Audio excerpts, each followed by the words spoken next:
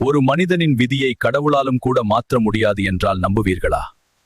எல்லாம் முடியுமானால் கர்மாவின் விதியை மாற்றுவது மட்டும் முடியாது. முடியவே முடியாது. நானும் கூட கர்மாவுக்கு அடிமை. பூலோகத்தில் ஒரு சிவனடியார். எளிய வாழ்க்கை, ஆனாலும் மனம் முழுவதும் சிவமே. பசி இருந்தாலும் பக்தி குறையாமல் ஆனந்தமாக பாடி ஆடி வாழ்ந்து வந்தான். ஒரு நாள் காட்டுப்பாதையில் செல்லும்போது அவன் 3 பேரை பார்த்தான். ஒருவன் குருடன், மற்றவன் முடவன், இன்னொருவன் செவிடன்.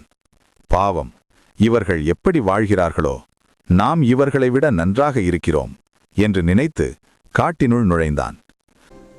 அவனது பக்தியை பார்த்து என் மனம் உருகுகிறது. இவனை செல்வந்தனாக்க வேண்டும். நாம் கொடுத்தாலும் அவனது கர்மா முடியும் வரை எதுவும் நிலைக்காது.